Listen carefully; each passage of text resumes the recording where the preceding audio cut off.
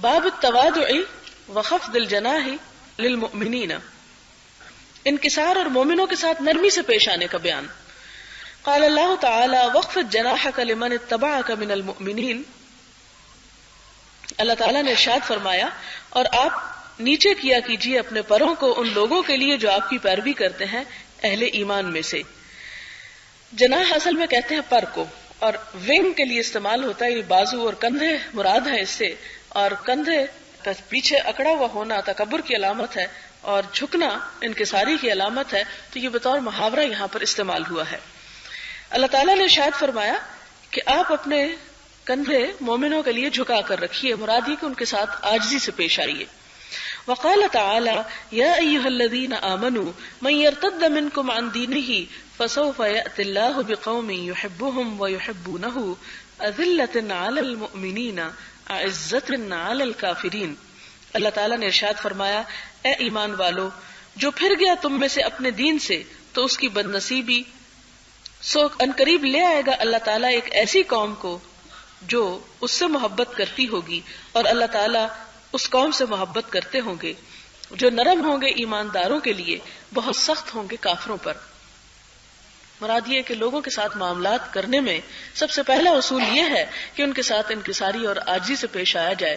اگر کسی قوم کے اندر یہ صفات ختم ہو جائیں اور آپس کا اتحاد اور اتفاق اور محبت اور خلوص اور ہمدردی کے جذبات مٹنے لگے تو پھر ایسی قوم زیادہ دیر تک جی نہیں سکتی۔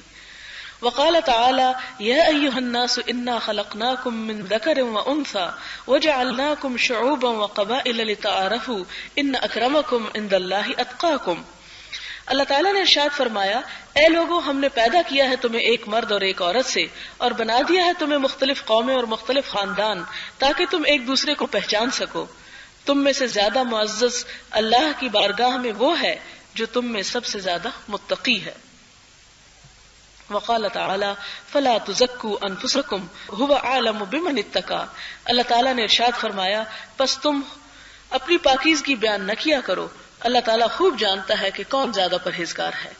یعنی پہلی بات یہ کہ اللہ تعالیٰ کو متقی لوگ سب سے زیادہ پسند ہیں، اور دوسری بات یہ کہ کوئی اپنے آپ کو متقی ہونے کا دعویٰ نہ کرے، اس کا اعلان نہ کرے یا اس کا اظہار نہ کرے یا اپنے آپ کو متقی نہ سمجھے۔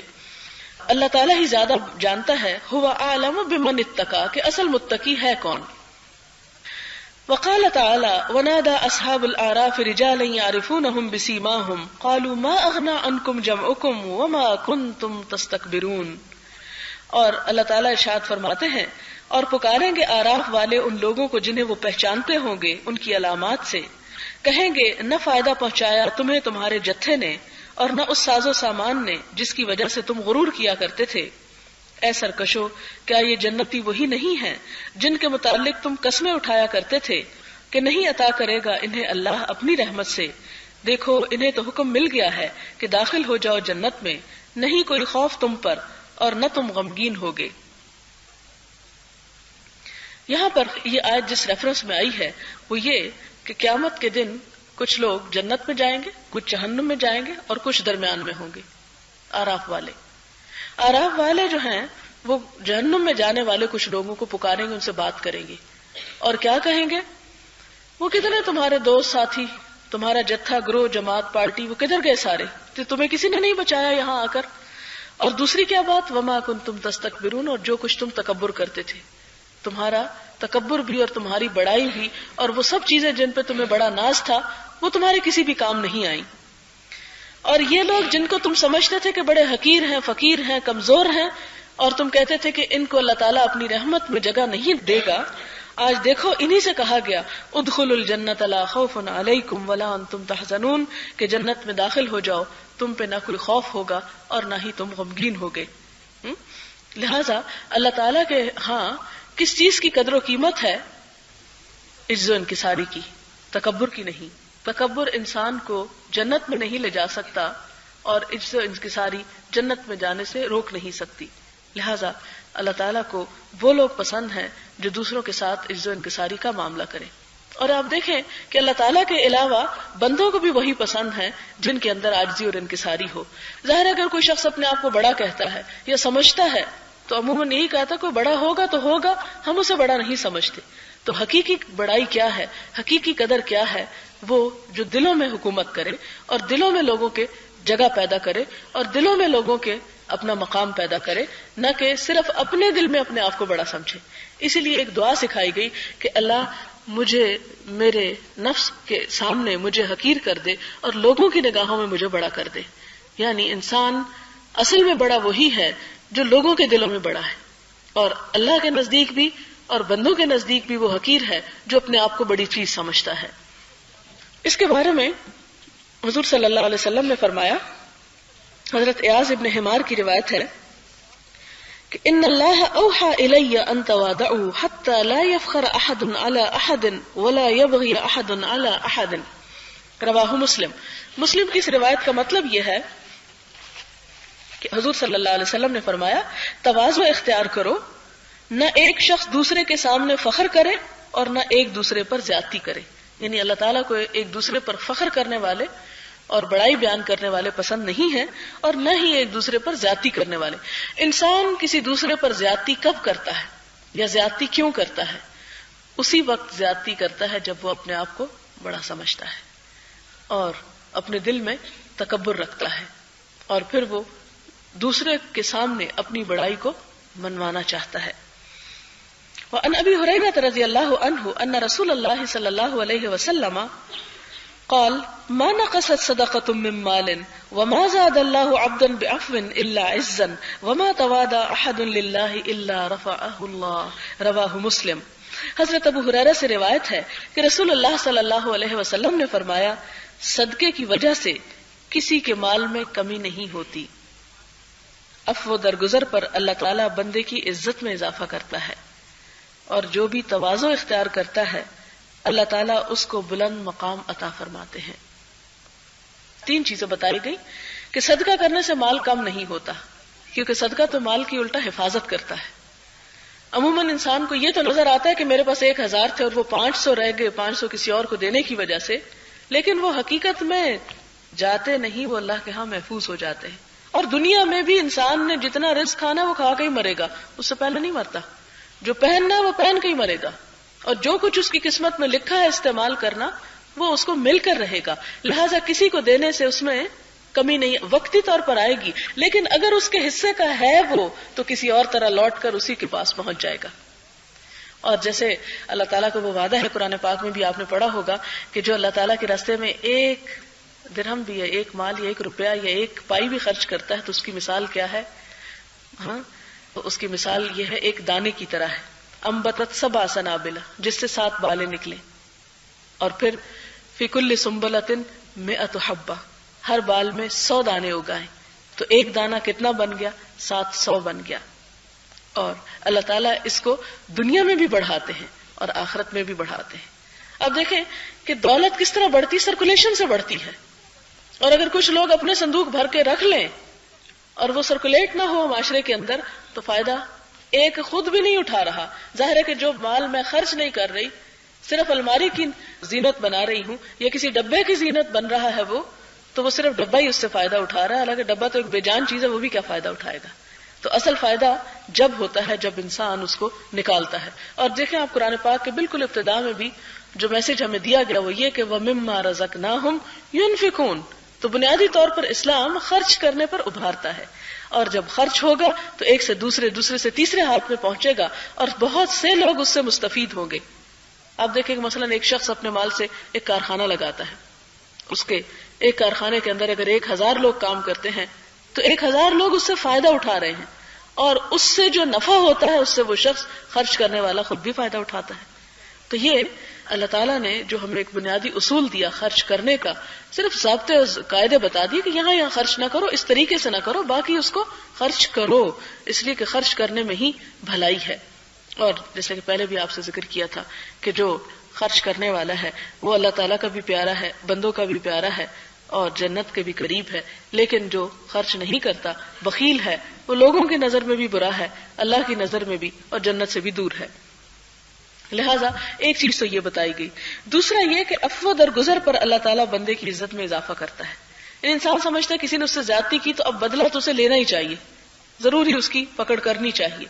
لیکن ہوتا کیا ہے کہ بعض اوقات اگنور کر دینے سے، معاف کر دینے سے وہ معاملہ زیادہ بہتر طور پر حل ہوتا ہے، اور وہ انتقام جو معاف کرنے کی شکل میں لیا جاتا ہے وہ کہیں زیادہ مفید ہوتا ہے بنسبت اس کے کہ انسان وقتی طور پر اپنا غصہ نکال لے.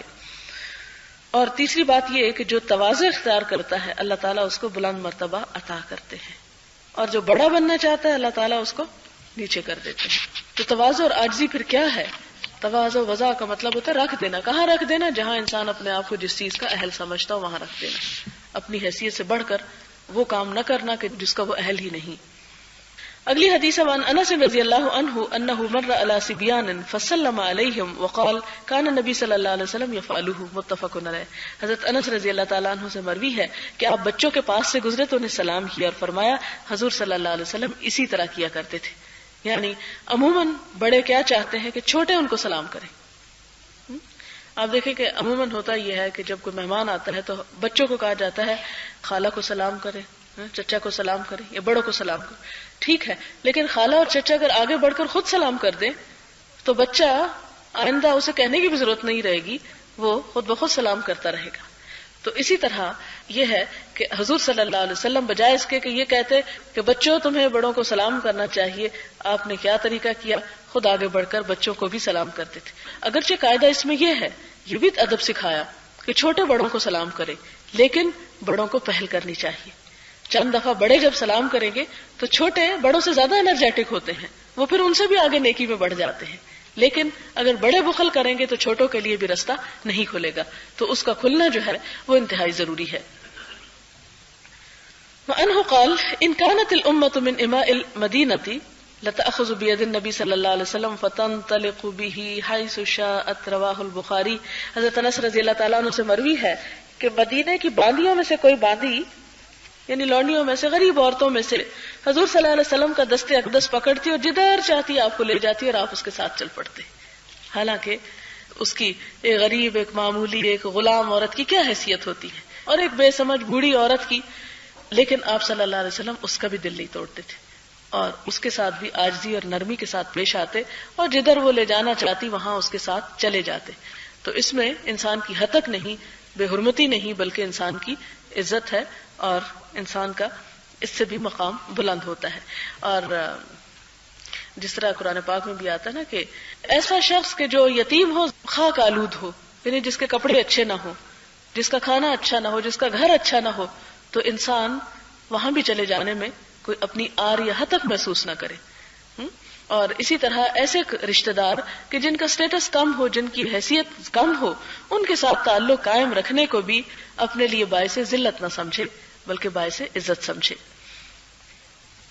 پھر اس کے بعد حضرت عائشہ سے پوچھا گیا کہ حضور صلی اللہ علیہ وسلم گھر میں کیا کرتے تھے.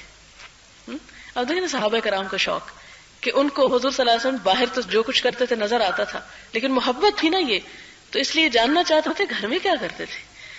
تو حضرت عائشہ بتاتی ہیں کہ اہل خانہ کی مدد یعنی خدمت کیا کرتے تھے. گھر والوں میں گھر والے بن کر رہتے تھے، گھر والوں میں آ کے افسر بن کے نہیں رہتے تھے. کیونکہ عموماً یہ ہوتا ہے کہ باہر دفتروں میں روب جما کر مردوں کو عادت یہ ہو جاتی ہے کہ گھر آ کر بیوی کو بھی پھر نوکر ہی سمجھنا چاہتے ہیں. حضور صلی اللہ علیہ وسلم کی زندگی میں ایک بہترین نمونہ ہے کہ وہ گھر کیا کرتے تھے، گھر آ کر گھر والوں کی مدد کرتے تھے.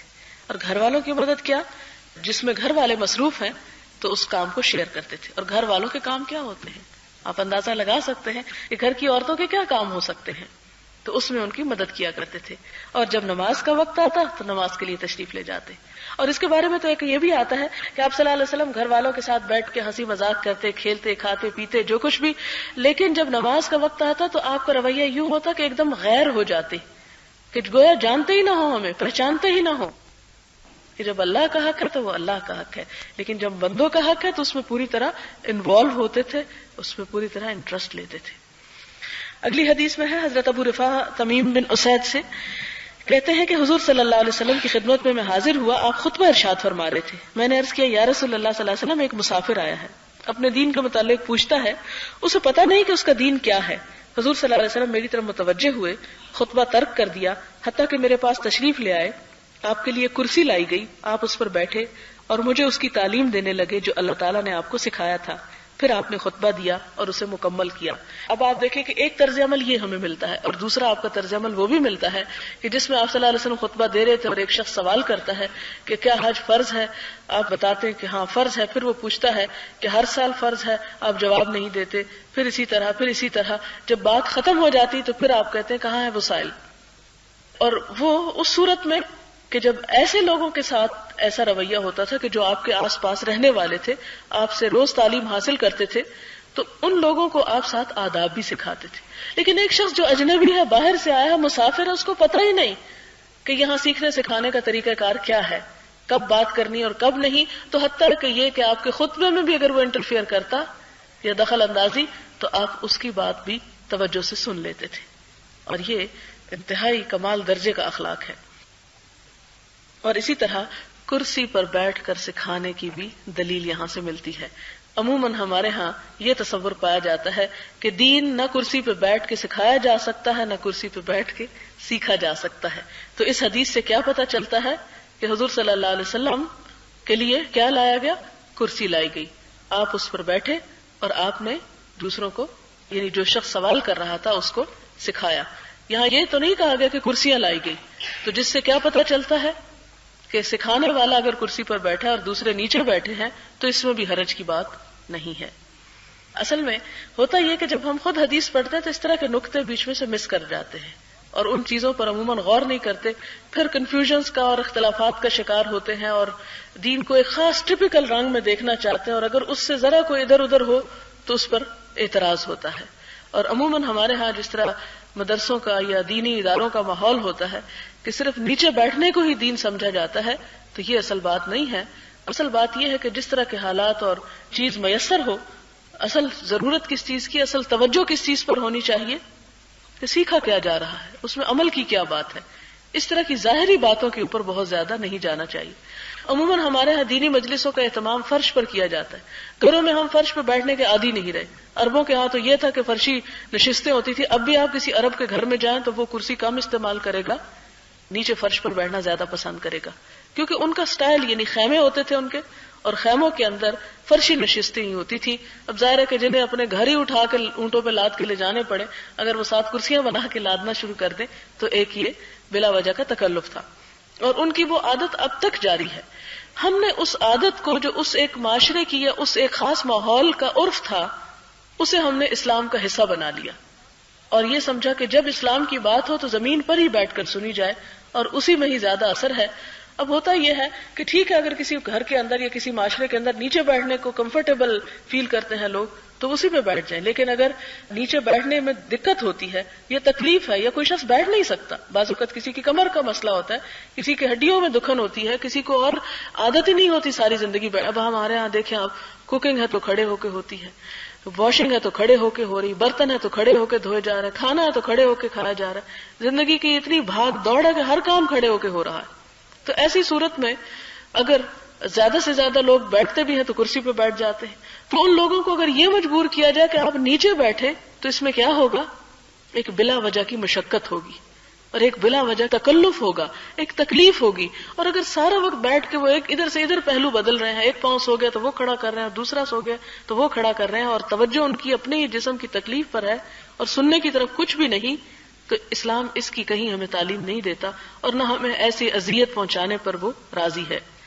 پھر اس کے بعد صحابہ کرام کا بھی ہمیں مشکور ہونا چاہیے کہ جنہوں نے صرف حدیث نہیں کوٹ کی بلکہ اس کے ساتھ وہ ماحول بھی سارا سنایا ہمیں، تاکہ ہمیں اس ماحول کے اندر اس چیز کو سمجھنے میں مدد ملے. حالانکہ اتنی بات بھی کر دی جاتی تو کافی ہوتی کہ ایک شخص خطبے کے دوران اس نے سوال کیا تو آپ نے یہ جواب دیا، یہ نہ بھی بتایا جاتا کہ آپ خطبہ چھوڑ کر آئے یا بیٹھے یا اٹھے یا کس چیز پر بیٹھے.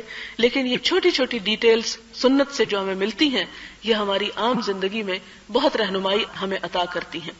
اصل میں مشکل یہ ہے کہ دین کو جس ایک رنگ میں جو سمجھنے کی کوشش کی جاتی ہے اور نظر میں وسعت نہیں رہتی، اس چیز سے پھر مشکلات پیدا ہوتی ہیں اور لوگ دین کی طرف آنے کی بجائے دین سے بھاگنے لگتے ہیں. اور ان کے اندر یہ خوف پیدا ہوتا ہے کہ شاید دین کی طرف ہم آئیں گے تو ہمارے شاید سارے بال کاٹ دیے جائیں گے. ان مردوں کے لیے کہہ رہی ہوں کیونکہ عموماً جو دینی مدارس ہوتے ہیں ان میں لڑکوں کے سر کے ٹنڈ کر دی جاتی ہے. آپ نے دیکھا ہوگا اسلام آباد میں بھی کئی ایسے مدارس ہیں تو اس کی خاص شکل، ایک خاص حیت اور پہچان. حالانکہ آپ دیکھیں کہ حضور صلی اللہ علیہ وسلم نے کتنی مرتبہ ٹینڈ کی زندگی میں، یعنی حج عمرے کے موقع پر ہی کی ہوگی، اس کے علاوہ تو آپ کے یعنی شانوں تک بال کا ذکر ملتا ہے. لیکن ہمارے ہاں یہ ہے کہ جو ٹینڈ کرنا ہے وہ شاید سنت کا کام ہے اور شاید زیادہ نیکی کا کام ہے. حالانکہ دین کی صرف ایسی ظاہری شکل جو ہے وہی دین نہیں ہے. دین تو بار بار تقوی کا تقاضا کرتا ہے، اور وہ تقوی جو ہے دلوں کے اندر ہے، اور جس کے بارے میں فرمایا کہ اللہ تمہاری شکل و صورت نہیں دیکھتا، تمہارے لباس نہیں دیکھتا، وہ یہ دیکھتا کہ تمہارا دل کیسا ہے. اگر لباس بہت اچھا ہے اور دل کالا ہے تو اللہ کے یہاں اس کی کوئی قدر و قیمت نہیں. اور اگر لباس معمولی بھی ہے لیکن دل پر نور ہے، چمک ہے، اس میں اللہ کا نور ہے، تو اس سے بڑھ کر کوئی عظیم نعمت انسان کو ملی ہی نہیں. اس کے بعد حضرت انس رضی اللہ تعالیٰ عنہ سے مروی ہے کہ حضور صلی اللہ علیہ وسلم جب کھانا تناول فرماتے تو اپنی تینوں انگلیوں کو چاٹ لیا کرتے تھے. یعنی انگلی چاٹنے کو بھی ہمارے ہاں یہ ہے کہ مایوب سمجھتے ہیں اور ٹیشو کا استعمال زیادہ خوشگوار محسوس ہوتا ہے. حالانکہ ہر جگہ ٹیشو اویلیبل نہیں ہو سکتے، تو بجائے اس کے کہ انسان اپنے کپڑے سے صاف کرے، اور کپڑے سے صاف کرتے ہوئے کتنی گھن آتی ہے چاہے وہ رومال ہی کیوں نہ ہو، تو اس سے بہتر ہے کہ انسان ان کو لکھ کر لے، ان کو پہلے صاف کر لے اور پھر کسی اور چیز سے دھو لے. یعنی دھونے کے بارے میں آتا ہے کہ کھانے سے پہلے بھی ہاتھ دھو لو اور بعد میں بھی دھو لو. لیکن ہم اب یہ کہ بہت ہی سہل پسند ہو گئے اور بہت آرام طلب ہو گئے ہیں، اور یہی وجہ کہ ہماری صحتیں بھی پھر اسی قسم کی ہو گئی ہیں کہ ہم نہ کھانے سے پہلے اٹھنا چاہتے ہیں اور نہ بعد میں. حالانکہ جو فوائد ہیں وہ اپنی جگہ، لیکن اگر کوئی ڈاکٹر آپ کو یہ مشورہ دے تو آپ کبھی بھی اس میں ناغہ نہ کریں، کیونکہ ڈاکٹر کی بات زیادہ اہم ہے رسول اللہ صلی اللہ علیہ وسلم کی بات سے. یہ ہماری ایک ٹریجڈی ہے، ٹریجڈی کہ ہم نے ایک عام انسان کو تو بڑا رتبہ دیا، لیکن اللہ کے رسول صلی اللہ علیہ وسلم کہ جو اس کائنات کی ایسی ہستی ہیں کہ جن سے اوپر کوئی انسان نہیں جاتا، ان کو ہم نے عملی طور پہ، زبان سے نہیں، زبان سے بڑی تعریفیں کرتے ہیں، منافقت کی علامت ہے نا کہ زبان سے خوب باتیں کرتے ہیں لیکن عمل سے کر کے نہیں دکھاتے. تو اصل محبت تو وہ ہے کہ جس میں مودت بھی پائی جائے، جس شخصیت سے انسان محبت کرتا ہے اس کا اخلاق اور اس کے عادات جو ہیں وہ بھی زندگی میں کسی طور پر اس کی تصویر بھی سامنے آنی چاہیے، وہ بھی رنگ کہیں نظر آنا چاہیے.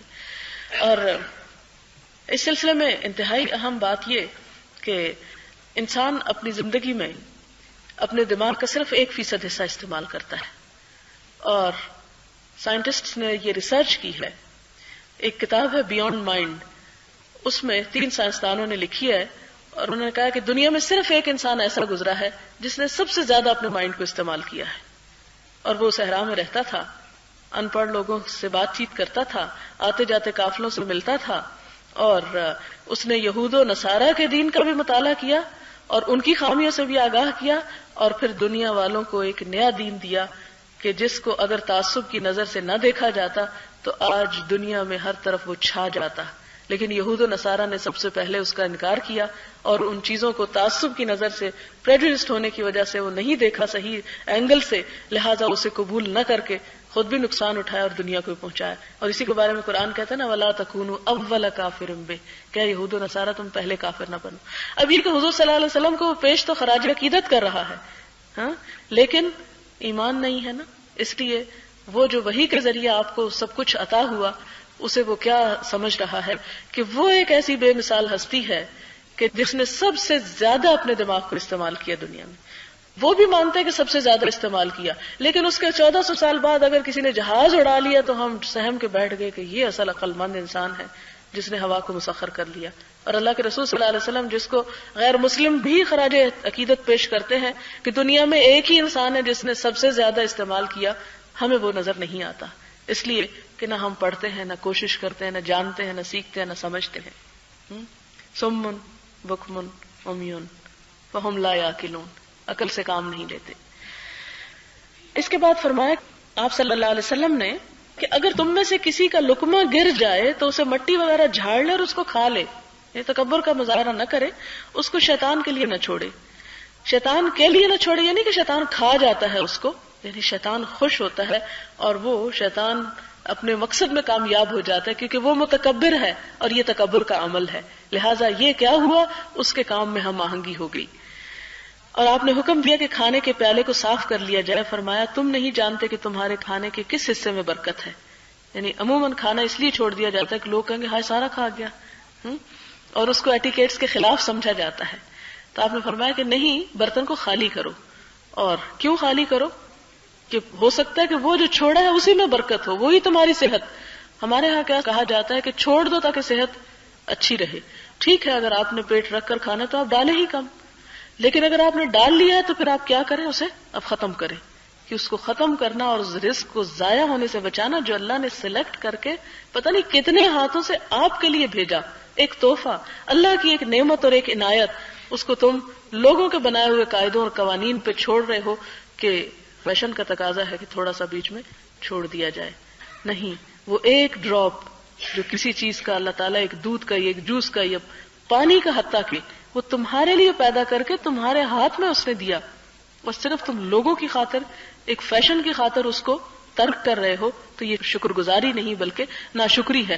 ہاں اگر طلب نہیں تو تھوڑا ہی لو، اگر پینا کم ہے تو لو ہی کم، لیکن اسے چھوڑو نہیں. حذیفہ بن یمان کے بارے میں آتا ہے کہ جب وہ کسریٰ کے دربار میں گئے کھانا کھا رہے تھے تو اسی طرح لقمہ نیچے گر گیا، تو شاہی دربار تھا، نیچے سے اٹھا کے جب کھانے لگے تو ساتھ بیٹھے شخص نے کونی ماری کہ یہاں تو یہ نہ کرو. انہوں نے کہا کہ کیا ان احمقوں کی خاطر اپنے رسول صلی اللہ علیہ وسلم کی سنت کو چھوڑ دوں؟ وہ زیادہ عقل مند ہے یا یہ زیادہ عقل مند ہے؟ لیکن ہماری تکلفات اور ہمارے طور طریقے اور ہمارا آداب اور اخلاق بھی اسی قسم کا ہے. لوگوں سے ڈرتے ہیں، اللہ سے نہیں ڈرتے، اور لوگوں سے شرم کھاتے ہیں کہ ہائے لوگ کیا کہیں گے، کیونکہ یہ لوگوں کے طور طریقوں کے خلاف ہے. تو یہ طور طریقے خود ہی ہم نے بنائے ہیں.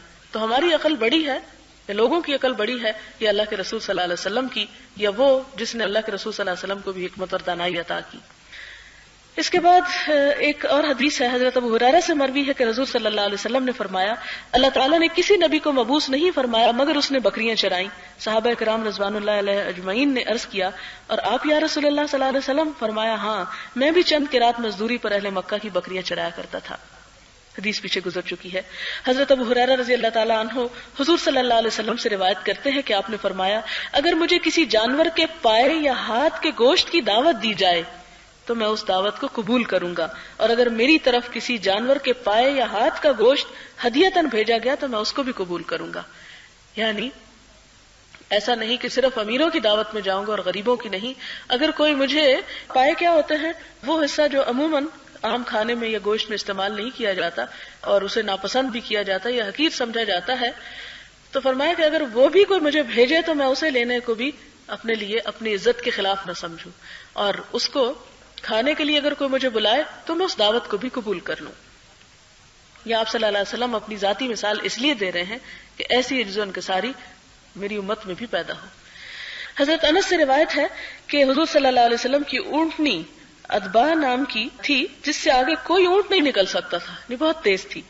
ایک دن ایک اعرابی اپنے نوجوان اونٹ پر آیا اور وہ ازبا سے آگے نکل گیا. یہ بات مسلمانوں کو ناگوار گزری، حتیٰ کہ حضور صلی اللہ علیہ وسلم نے اس بات کو بھانپ لیا کہ صحابہ کرام کو یہ اچھا نہیں لگا کہ ان کے حبیب محمد صلی اللہ علیہ وسلم کی اونٹنی کے آگے کوئی اور نکلے، اور فرمایا یہ بات اللہ تعالیٰ پر حق ہے کہ دنیا کی جو چیز بھی بلند ہوتی ہے وہ اس کو پست کر دیتا ہے. یہ اللہ تعالیٰ کے قانون ہے، اور اگر انسان اس کو سمجھ لے تو بہت سے غم خود بخود ہلکے ہو جائیں کہ ہر عروج کو زوال ہے. اور اس کو انسان اگر ایکسپٹ کرے کہ ایک دن واپسی ہے تو انسان پھر دکھ اور غم نہیں اٹھاتا، پھر انسان اس چیز کو خوشی سے قبول کر لیتا ہے. اور اگر اللہ کے رسول صلی اللہ علیہ وسلم اپنے لیے اس بات کو پسند کرتے ہیں تو ہمیں کیا کرنا چاہیے. اور یاد کر لیں وہ قصہ حضرت موسیٰ علیہ السلام کا، جب ان کے دل میں خیال گزرا کہ مجھ سے زیادہ عالم کوئی نہیں تو کس کو بھیج دیا اللہ تعالیٰ نے؟ خضر کو بھیج دیا کہ تم سے زیادہ بھی حقیقت اور معرفت کو جاننے والے لوگ موجود ہیں. تو یہ انسان کو ہمیشہ یہ جاننا چاہیے فوق کل ذی علم علیم، ہر صاحب علم سے اوپر ایک اور علم والا موجود ہے. کسی کا علم انتہا نہیں، انتہا درجے پر نہیں. اور کبھی انسان کو عجب کا شکار نہیں ہونا چاہیے کہ جو میں کر سکتا ہوں وہ کوئی کر نہیں سکتا، اور جو میں جانتا ہوں وہ کوئی اور جانتا نہیں. یہی تکبر ہے اور یہی اللہ تعالیٰ کو ناپسند ہے. وآخر دعوانا ان الحمد للہ رب العالمین. سبحان اللہ والحمد للہ ولا الہ الا اللہ واللہ اکبر ولا حول ولا قوة الا باللہ العلی العظیم.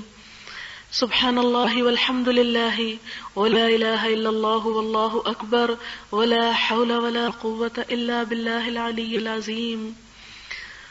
اللہم انت ربی لا الہ الا انت خلقتنی وأنا عبدك وأنا على عهدك ووعدك ما استطعت أعوذ بك من شر ما صنعت أبوء لك بنعمتك علي وأبوء بذنبي فاغفر لي فإنه لا يغفر الذنوب إلا أنت فاغفر لي مغفرة من عندك وارحمني إنك أنت الغفور الرحيم اللهم إنا نسألك من الخير كله عاجله وآجله ما علمنا منه وما لم نعلم اللهم إنا نعوذ بك من شر كله عاجله وآجله ما علمنا منه وما لم نعلم اللهم إنا نسألك الهدى والتقى والعفاف والغنى رب أوزعني أن أشكر نعمتك التي أنعمت علي وعلى والدي